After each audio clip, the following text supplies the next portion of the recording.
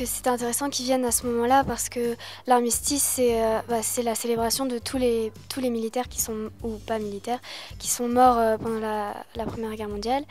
Je trouve qu'ils ont bien choisi la date, surtout c'est ce qu'on est en train de voir en éducation morale et civique. Et aussi voilà, enfin, l'armistice c'est assez important et comme c'est quelque chose qui est aussi important à Saint-Cyr, je crois, le fait qu'ils viennent nous en parler. Que la prof, comme elle l'a dit, on va étudier comment défendre la France à la fin de l'année, je pense. Et du coup, ça introduit déjà un peu le thème qu'on va devoir aborder. Et nous avons l'honneur aujourd'hui de recevoir 2 élèves officiers de la prestigieuse école de Saint-Cyr, école spéciale militaire de Saint-Cyr.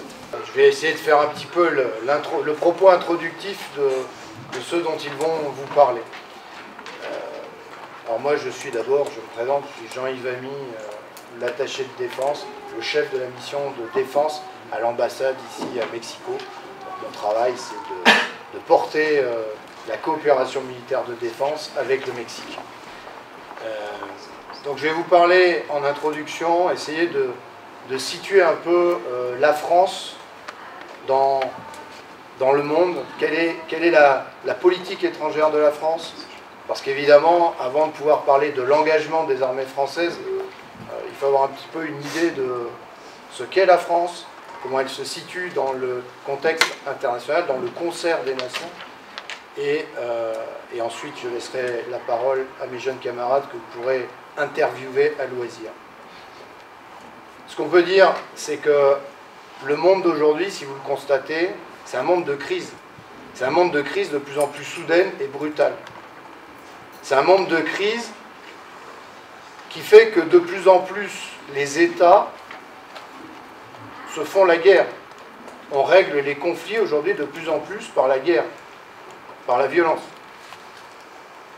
C'est quelque chose d'assez nouveau et qui s'amplifie. Or, la France, elle prône plutôt, quand on fait la guerre à son voisin, c'est plutôt une démarche très unilatérale. Ça veut dire qu'on sort du cadre général du droit international et des relations internationales gérées par l'ONU, l'Organisation des Nations Unies, et le droit international, la Charte de l'Atlantique, qui fonde des relations plutôt apaisées et pacifiées depuis 1944. Mais aujourd'hui, tout ce système-là est fragilisé. Il est fragilisé parce qu'il y a des États, il y a des États qui cherchent à faire la guerre, il y a des organisations non étatiques, il y a beaucoup de terrorisme dans le monde, et tout ça crée un monde instable, violent et de guerre. La France, dans ce contexte-là, elle a des responsabilités et elle cherche à les mettre en œuvre de plusieurs façons. D'abord, ces responsabilités, elles sont clairement identifiées. La France est l'un des 5 membres permanents du Conseil de sécurité des Nations Unies. Et ça lui donne beaucoup de responsabilités. Ça lui donne du poids dans les relations internationales, mais ça lui donne beaucoup de responsabilités. C'est pour ça qu'on a des armées françaises très engagées et très puissantes. Aujourd'hui, si on doit comparer toute proportion gardée, dans la hiérarchie des forces armées dans le monde, la France, après les États-Unis, est sans doute l'une des nations qui fait le plus pour sa défense et pour ses forces armées, et qui a les forces armées les plus instruites, les plus aguerries, les plus expérimentées, et les plus capables d'agir de manière autonome face à une crise. Donc la France, elle est membre du Conseil de sécurité des Nations Unies. Elle est également membre fondateur de l'OTAN, l'Organisation du traité de l'Atlantique Nord, qui fait que nous avons une alliance militaire européenne avec les États-Unis, le Canada et d'autres pays, et tous nos camarades européens, qui permettent à l'Europe de vivre en paix depuis maintenant plus de 60 ans, 70 ans. Ensuite, la France, elle est leader dans l'Union européenne. Donc la France n'agit jamais au nom de la France seule, mais au nom de l'Europe. Et la vocation des armées françaises, c'est d'agir, certes au nom de la France, un soldat il meurt toujours pour la France, mais la France dans l'Europe, dans l'Union européenne. C'est très important. Et pour sceller tout ça, notre président de la République, très récemment, il a décidé d'en faire davantage et de se battre pour l'alliance, pour le multilatéralisme. mot un peu compliqué, multilatéralisme s'oppose à unilatéralisme, c'est-à-dire que le multilatéralisme, c'est je veux régler tous les conflits dans le cadre de la Charte des Nations Unies, sous l'égide des Nations Unies et du droit international. Ce qui permet de respecter l'équité, notamment entre les petits et les grands pays, entre les petites puissances ou les puissances faibles et les États surpuissants. Les États surpuissants, vous les connaissez. États-puissance, des grandes puissances. Les États-Unis, d'autres, la Chine, Russie et la Russie. Voilà, je pense que là on a fait le tour. Là on est sur le haut du chapeau. Mais en revanche, dans le monde, il y a quand même 195 États, et dont beaucoup sont très faibles, et n'ont pas les moyens de se défendre. C'est pour ça qu'existe la Charte des Nations Unies et le droit international. C'est ça que la France prône, c'est ça que la France porte, et c'est pour ça que les armées françaises sont très engagées. Là, je vais laisser la parole à mes camarades, mais les armées françaises aujourd'hui, quand on dit la France vit dans un monde en paix, oui, la France est en paix dans un monde de crise. La France est en paix, mais elle se protège en permanence. C'est pour ça que nos armées françaises sont très engagées. On ne parle pas de guerre, mais on parle d'opérations extérieures. Et ça, on va en parler. Ils vont vous en parler. Mais les opérations extérieures, quand on dit la France est en paix, les soldats français, eux, ils ne sont pas en paix. Ils sont engagés. Les armées françaises, aujourd'hui, c'est environ 300 000 hommes. Sur ces 300 000 hommes, vous en avez 31 000 qui sont engagés en opération actuellement et en permanence. Et cette année, vous en avez 5 d'entre eux qui sont morts pour la France en opération, en combattant. Et depuis 50 ans, vous en avez plus de 500 qui sont morts en opération extérieure. Donc la France est en paix, l'Europe est en paix, mais elle vit dans un monde en crise qu'il faut protéger. Et notamment, vous le savez très bien, ils vont vous en parler, ce qui nous menace le plus aujourd'hui, c'est le terrorisme. Et la France est très engagée dans la lutte antiterroriste. J'en ai terminé pour cette introduction. Je pourrais répondre à toutes les questions que vous voulez à la fin, et je vous laisse la parole. Bonjour à tous, donc, nous sommes 2 élèves de Saint-Cyr-Côte-Quidan, l'école qui forme les officiers de l'armée de terre. Donc, il y a plusieurs voies d'entrée, il n'y a pas que Saint-Cyr pour devenir officier dans l'armée de terre, mais c'est une des voies dont on fait partie. On est actuellement en 3e année, je suis le sous-lieutenant Logan Vio, et voici le sous-lieutenant Blandine Petitot. On va maintenant vous présenter un petit peu, dans un premier temps, des points sur la défense française. Pourquoi est-ce qu'il y a l'armée de terre présente sur le territoire français? Pourquoi est-ce qu'on est présent aussi à l'extérieur du territoire français, donc avec les opérations extérieures? Et enfin, on vous présentera aussi un petit peu notre école. Voilà. Et surtout, si vous avez des questions, n'hésitez pas à la fin. On est là pour ça, on est là pour répondre à toutes vos questions. On abordera aussi un petit peu le point du 11 novembre, la question du souvenir.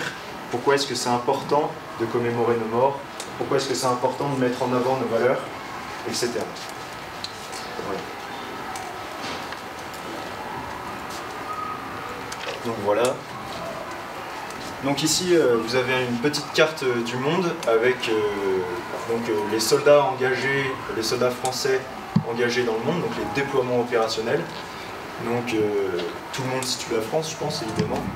Et vous pouvez voir qu'on est majoritairement déployé sur le continent africain, avec tous les effectifs que vous avez là, qui sont répertoriés par zone géographique. Donc dans un premier temps, les forces de souveraineté, vous pouvez voir à votre gauche, donc présentes principalement dans les dom-toms. Donc les dom-toms, ce sont des territoires français hors métropole. Donc les Antilles, la Guyane, la Réunion, la Nouvelle-Calédonie, la Polynésie française par exemple. Donc vous pouvez voir tous les effectifs, je ne sais pas si vous voyez bien, c'est écrit peut-être un petit peu petit. Bon, par exemple 2100 en Guyane, donc ce qui fait en tout 7150 militaires déployés en tant que force de souveraineté dans ces dom-toms. Des forces de présence également, donc force de présence ça veut dire en dehors du territoire français. Qui sont là par exemple pour assurer la protection des ressortissants français, donc des expatriés, ou pour bien stabiliser la situation. Donc par exemple au Sénégal, en Côte d'Ivoire, au Gabon, à Djibouti ou aux Émirats arabes unis. Ce qui fait 3700 militaires en tout en tant que force de présence. Et donc ce qui nous intéresse aussi plus particulièrement, les opérations extérieures, donc principalement, comme l'a dit le colonel Ami, pour combattre le terrorisme et le fanatisme religieux, donc djihadistes principalement. Donc dans la bande sahélo-saharienne, ce qui est en fait la bande rouge que vous pouvez voir en Afrique du Nord. Et donc ces opérations, donc la plus importante qui est aujourd'hui Barkhane, et la seconde donc, Chamal, donc les deux principales aujourd'hui, regroupent 5500 militaires en tout. Donc bien sûr il n'y a pas que l'armée de terre qui agit dans les opérations extérieures, donc il y a tout un tas d'hommes qui font partie de l'armée de terre, mais il y a aussi bien sûr l'armée de l'air et les marins, donc la marine nationale, donc qui sont engagés dans des missions maritimes et qui peut regrouper donc les effectifs que vous pouvez voir. L'armée de terre, c'est pas que aussi des opérations extérieures en dehors du territoire de la métropole et des opérations intérieures comme par exemple avec Vigipirate. C'est aussi de la dissuasion nucléaire, donc par deux moyens, le moyen aérien et le moyen donc par les sous-marins. On a abandonné le moyen terrien, c'est-à-dire la capacité d'envoyer des missiles nucléaires directement depuis la France, avec des installations vraiment installées au sol. Et on a préféré donc se focaliser sur des moyens aériens, c'est-à-dire des armes nucléaires par avion ou sous-marins, donc des moyens sous-marins. Donc on a pu voir que beaucoup de militaires français sont déployés, que ce soit en France ou à l'extérieur de la France. Je vais tout d'abord vous parler des militaires en France. C'est-à-dire qu'en plus des garnisons, donc des endroits où les militaires s'entraînent, vivent, ils ont dû être déployés à cause d'une recrudescence du terrorisme en France. C'est-à-dire que le terrorisme existe depuis longtemps, que ce soit du terrorisme politique ou autre, mais depuis quelques années, c'est un terrorisme religieux qui apparaît. On a notamment on a relevé quelques événements assez marquants, comme par exemple ce qu'a fait le terroriste Mohamed Merah à Toulouse. Donc c'est une personne qui, par conviction religieuse, va s'attaquer à des militaires français qu'il pensera hérétiques. Il va finir par s'attaquer même à des écoles juives, donc il s'attaque à un symbole et à la liberté de la France. On a ensuite, donc en 2015, 3 ans après, des attaques sur Charlie Hebdo. Est-ce que vous savez ce que c'est que Charlie Hebdo? Oui. C'est un magazine, un journal français qui est extrêmement connu pour ses caricatures, et notamment pour une caricature du prophète Mahomet. Et donc des fanatiques religieux, terroristes, vont se venger sur Charlie Hebdo en faisant un raid meurtrier dans leurs locaux. Donc on a Charlie Hebdo, puis le Bataclan la même année. Donc là, après s'attaquer à la liberté de presse, ils vont s'attaquer à la liberté de vie des citoyens, puisqu'ils vont s'attaquer à une salle de concert. Donc ça va être extrêmement meurtrier, il y aura plus de 100 morts. Donc l'armée va être mobilisée pour tenter de... Alors ça va pas être seulement déjouer, ça va être de montrer la présence des militaires pour dissuader les terroristes. Cependant, ça ne va pas arrêter bien sûr les actions terroristes. Il y aura donc le 14 juillet à Nice. Là pareil, c'est une attaque envers un symbole français. Un dernier événement assez marquant, ce sera la prise d'otage dans le sud de la France en 2018, qui va entraîner la mort d'un officier de gendarmerie, Arnaud Beltrame. Donc là, nous nous sentons encore plus concernés, puisque ce n'est pas seulement un concitoyen, ce n'est pas seulement un militaire qui meurt et qui se sacrifie pour d'autres personnes, c'est un officier, donc ce que nous sommes. Il y a donc une nécessité de protéger les concitoyens français. Comme on l'a vu tout à l'heure, il y a énormément de militaires français utilisés pour la mission Sentinelle. Et Sentinelle regroupe en fait la protection à l'extérieur. Donc il y a même un moment où il y avait des plantons autour de, par exemple, des centres religieux. Mais c'est aussi la défense des casernes militaires, puisque comme je vous ai dit, nous sommes aussi des cibles pour les terroristes. Donc c'est une défense de tous les concitoyens, que ce soit civils ou militaires.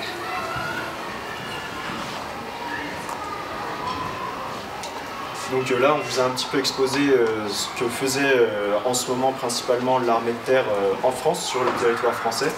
Et comme je vous ai dit tout à l'heure, on est aussi présent dans les dom-toms, donc les territoires français à l'extérieur de la métropole. Et ici, on va vous parler d'un petit exemple de ce que l'armée française fait dans ces dom-toms, qui est l'opération Harpie. Donc l'opération Harpie, donc ce sont des militaires français qui sont présents en Guyane française. Donc, je ne sais pas si tout le monde localise bien la Guyane française. Vous avez ici l'Amérique du Sud. Le petit point noir représente la Guyane française. Et donc cette opération Harpie, elle consiste à lutter contre l'orpaillage illégal. L'orpaillage illégal, c'est des gens qui vont chercher de l'or en Guyane. Néanmoins, ça fait beaucoup de dégâts sur la nature parce qu'ils utilisent des produits qui sont toxiques pour les eaux, pour les arbres, etc. Et c'est aussi un manque à gagner pour l'armée française, pour la France, puisqu'ils récupèrent tout l'or de la Guyane. Donc cette opération engage pas mal de militaires français. Donc vous pouvez voir ici le bilan de l'année 2018. Donc 1323 patrouilles par exemple, qui ont permis la saisie de 26 75 110 €. Donc c'est un combat qui est assez difficile parce que la Guyane, c'est un territoire qui est assez hostile au niveau de son environnement. Il fait humide, il fait chaud, c'est boueux. C'est très fatigant pour les hommes qui font les patrouilles dans la jungle. Il n'y a pas de sentier véritablement dans la jungle. Il faut créer ces chemins. Vous avez toutes sortes de moustiques qui font des maladies. C'est un peu difficile comme mission. Néanmoins, c'est un combat qui dure dans le temps parce que justement les chercheurs d'or changent d'endroit assez régulièrement et donc c'est sans cesse patrouiller dans le territoire et justement combattre cet orpaillage illégal. Donc après la défense des concitoyens donc sur le territoire métropolitain, on a aussi donc la défense des intérêts de la France, puisque ici c'est un manque à gagner pour la France et c'est aussi une protection de l'environnement. Et enfin, nous avons la présence de militaires hors France, donc, qui va servir, comme on l'a dit tout à l'heure, soit à protéger les ressortissants français dans des pays tels que Djibouti. La protection des populations, c'est aussi forcément, en plus de la protection des individus, la protection des intérêts français, puisque nous avons toujours des échanges commerciaux avec de nombreux pays. Et ces échanges commerciaux ne peuvent pas avoir lieu si le pays se retrouve mal.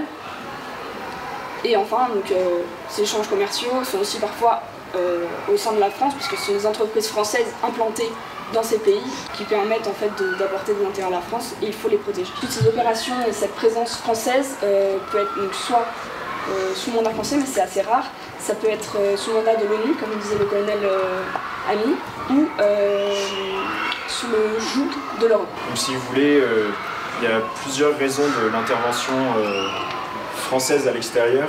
Si vous avez des objectifs qui sont nobles, qui sont plutôt de l'ordre de la protection des populations, de lutter contre le fanatisme religieux, de faire en sorte que, par exemple, dans nos pays africains desquels on est alliés, faire en sorte qu'il y ait une liberté de la presse, protéger la stabilité du pays, que tout le monde puisse, je sais pas, prendre sa voiture pour aller au travail normalement sans qu'il se fasse enlever, etc.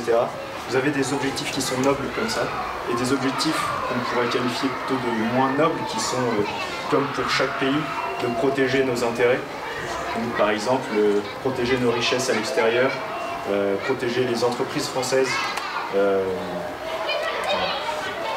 donc là, vous avez l'exemple de l'opération de l'OPEX la plus importante en ce moment, qui est l'opération Barkhane, qui, donc, comme je disais au début, se situe dans la bande sahélo-saharienne, c'est dans le nord de l'Afrique. Et on va donc vous montrer une petite vidéo qui va un petit peu résumer cette opération. Donc, comme on vous disait, c'est la bande qui est ici en Afrique. Et principale. C'est la lutte contre les groupes armés terroristes qui sont regroupés sous l'acronyme du GAT, GAT.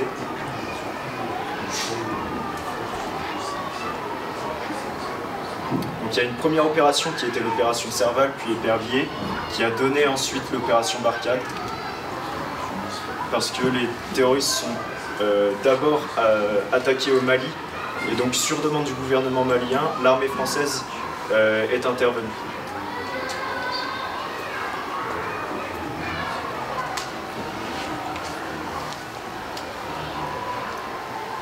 Comme je disais, c'est l'opération principale de l'armée française, qui concerne l'armée de terre, bien sûr, mais aussi l'armée de l'air.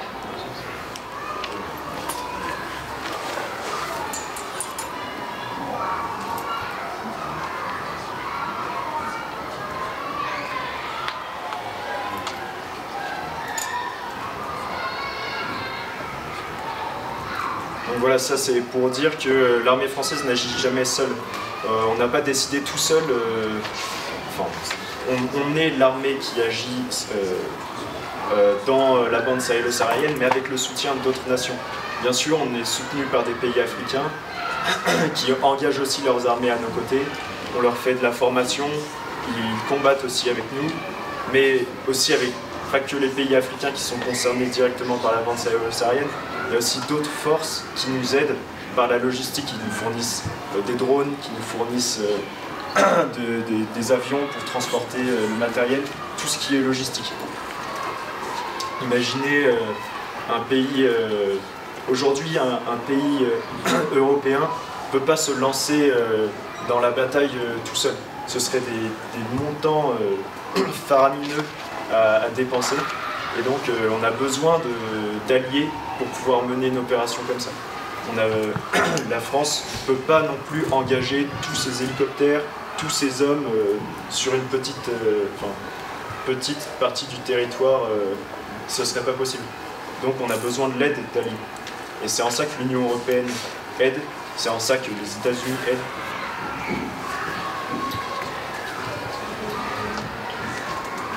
En fait, l'opération Barkhane, c'est un facilitateur de l'action internationale. Autour de Barkhane, il y a ce qu'on appelle la MINUSMA, la mission intégrée multinationale des Nations Unies, qui représente environ 15 000 personnes. 15 000 militaires de plein de contingents africains et du reste du monde. Et vous avez également, à leur côté, ce qu'on appelle la force G5 Sahel, qui est la force des 5 pays qui composent le Sahel, qui ont constitué une force commune pour lutter contre le terrorisme commun.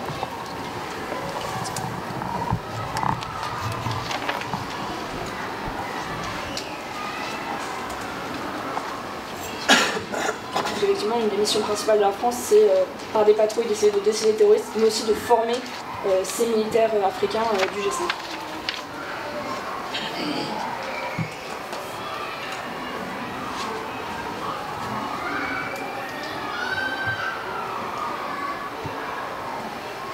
Il faut savoir que, juste dans la slide précédente, on va revenir dessus, une des formations principales était la lutte contre les engins explosifs improvisés, ce qu'on appelle les IED de façon plus courante. C'est le mal de l'armée de terre pendant l'opération Barkhane.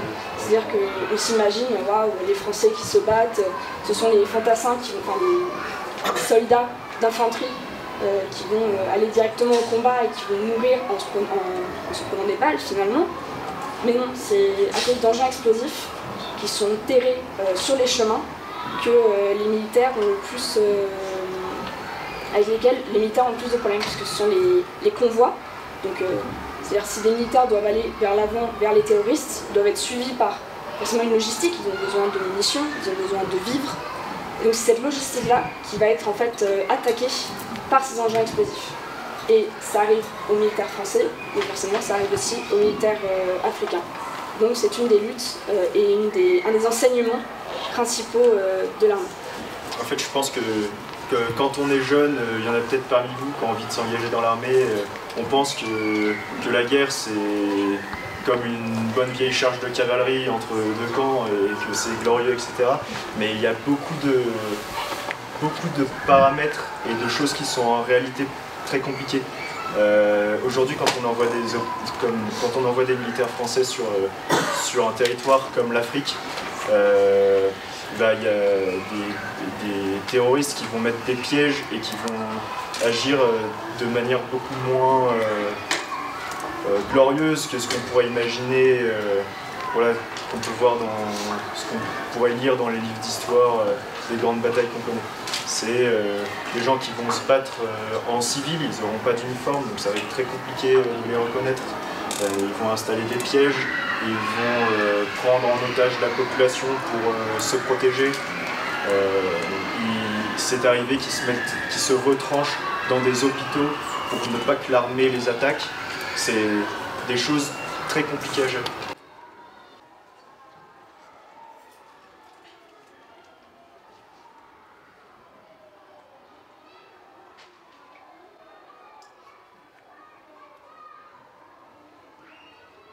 C'est une action militaire, mais qui a un but, on va dire, humanitaire aussi. C'est-à-dire qu'il y a des projets, ce n'est pas juste les militaires qui vont déloger des terroristes, c'est mettre en place des systèmes pour que les pays puissent en partie se relever.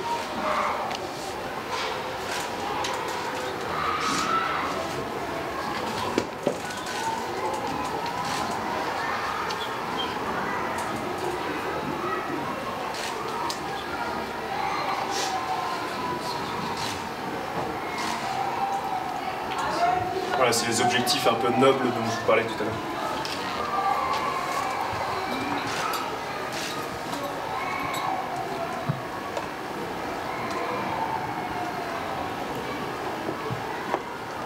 Pour qu'il y ait ce déploiement, il faut des soldats, il faut des militaires. Et c'est un peu pour ça qu'on est là aussi, c'est le thème de l'engagement pour la France. Il faut s'engager pour la France de plein de façons différentes, il n'y a pas que l'armée bien sûr, surtout il n'y a pas que l'armée de terre que nous représentons. Mais si on veut s'engager pour la France, prendre les armes, alors forcément dans l'armée de terre, il faut savoir se battre, il faut savoir tirer, mais il n'y a pas forcément que des personnes qui vont tirer. Il y a ceux qui vont piloter des hélicoptères, qui vont faire des transmissions, c'est-à-dire qu'ils vont devoir créer des liens de communication entre les différents groupes. Vous avez plein de métiers différents dans l'armée. Et donc pour s'engager, on va dire qu'il y a deux branches principales. Ceux qui veulent s'engager dans l'armée mais à temps partiel, c'est-à-dire qu'ils vont vouloir donner du temps mais garder un métier civil, rester civil dans leur quotidien, et ceux qui choisiront l'armée à plein temps. Et quand je dis à plein temps, c'est une des particularités du militaire, c'est une disponibilité complète. C'est-à-dire que même si on est en vacances, d'ailleurs on n'appelle pas ça des vacances, on appelle ça des permissions, si on est en vacances et qu'on nous dit « Ah ben non, tu reviens, on a besoin de toi », c'est reçu et on y retourne. Donc si on choisit plutôt un métier civil mais qu'on veut quand même s'engager, on peut aller dans la réserve, ce qu'on appelle la réserve. Donc c'est-à-dire demander à avoir une formation militaire et à donner normalement c'est entre 5 et 30 jours dans l'année où on va être à disposition d'un régiment. Souvent ça va permettre de délester les militaires d'active par exemple de la garde du camp. C'est-à-dire qu'un camp militaire doit être gardé et ce sont plutôt les gens de la réserve qui s'en occuperont. Ou alors ils participeront à Sentinelle, ce dont on vous a parlé tout à l'heure, pour justement faire les patrouilles de défense de la population française. Donc la réserve, et de l'autre côté l'active, dont nous faisons partie, dont le colonel Ami fait partie. C'est-à-dire qu'on a décidé de s'engager à plein temps. C'est notre métier et c'est notre vocation. À partir de là, il y a différents, on va dire, points de départ et différentes façons d'être dans l'armée. Donc il y a 3 catégories. Le militaire du rang, donc vraiment le soldat de base, le sous-officier et l'officier.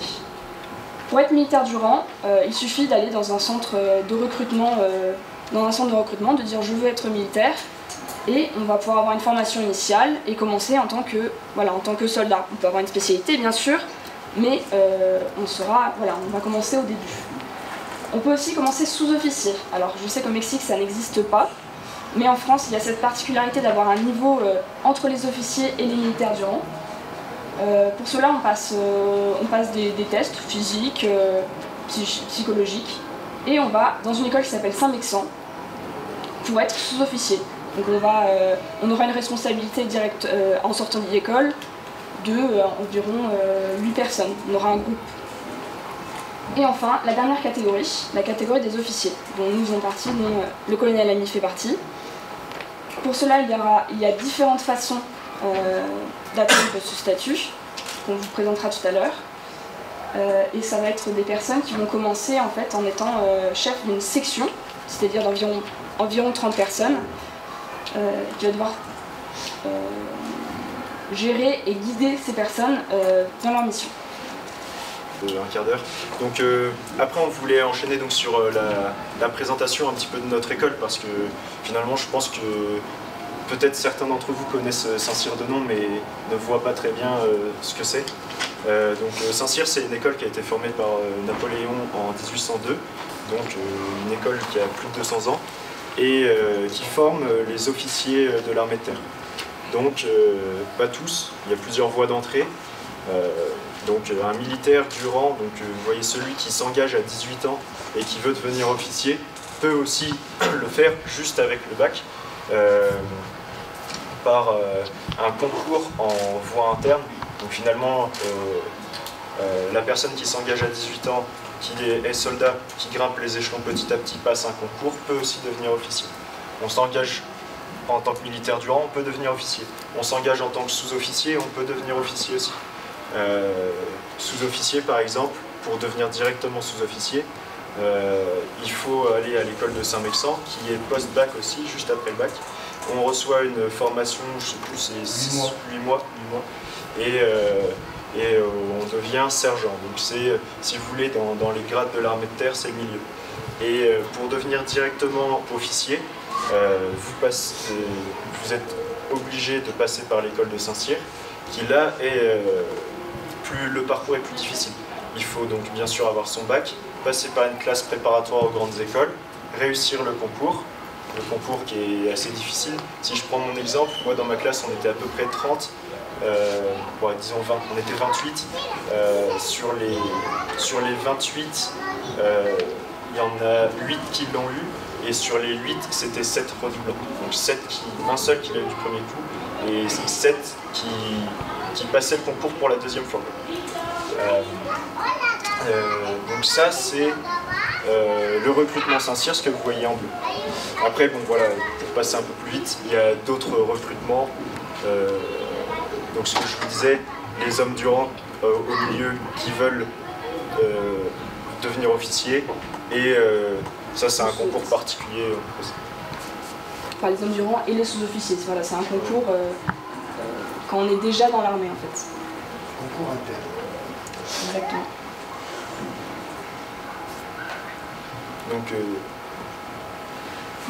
Donc, nous, on vient de Saint-Cyr, comme disait mon camarade, après des classes préparatoires. Donc, il était en économie, j'étais en sciences. En arrivant à Saint-Cyr, on n'a pas une formation seulement militaire. On doit continuer, vu que c'est une grande école, on doit continuer aussi l'académique. Donc on a un mélange en fait de formation académique et militaire. Pour cela, donc c'est sur 3 ans. Donc nous on est en dernière année, en 3e année.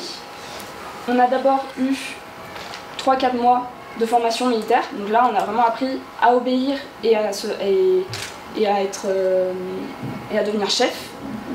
Puis, ce qui est en rouge, une formation académique, en sachant que nous sommes ici, en stage international, c'est-à-dire que tous les élèves de notre année sont actuellement à l'étranger pour découvrir un pays et effectuer un mémoire, donc un travail en fait qui nous permettra de valider notre diplôme. Et ensuite, arrivé en janvier, on reprend la formation militaire et c'est reparti pour être chef de section. Donc, juste avant, vous avez eu les bâtiments dans lesquels nous sommes.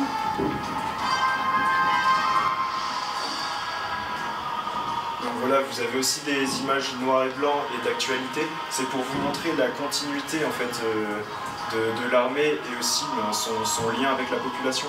On parlait du 11 novembre tout à l'heure. C'est très important d'avoir des cérémonies comme ça. Au départ, le 11 novembre, c'était pour commémorer les morts de la Première Guerre mondiale. Puis ça a été étendu ensuite à tous les militaires français morts pour la France. Et c'est une bonne chose d'avoir des cérémonies comme ça, parce que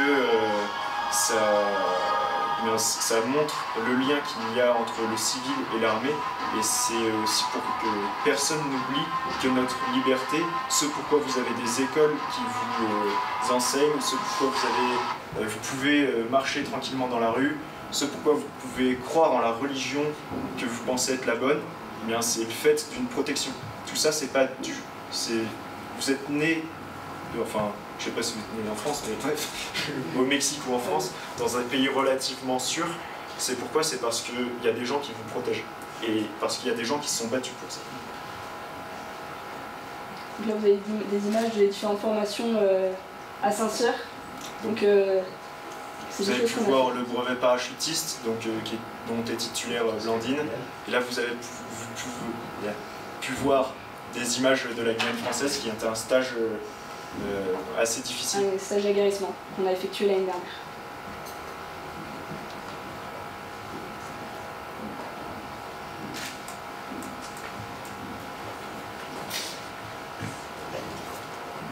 Comme vous avez pu le voir, on a donc bien une formation académique, mais l'objectif c'est d'être chef d'une section, donc de commander. Parce que là, la vidéo, elle vous montre tous les trucs super qu'on fait, mais on est beaucoup aussi derrière le bureau. Enfin, comme vous l'avez vu tout à l'heure sur la diapositive, il y a des petites parties en vert qui sont dans la formation militaire, donc en fait ce que vous avez pu voir dans la vidéo, mais la grosse majorité du temps aussi, c'est des études académiques. Donc on est comme vous en classe à étudier. Donc voilà, si vous avez des questions, surtout n'hésitez pas.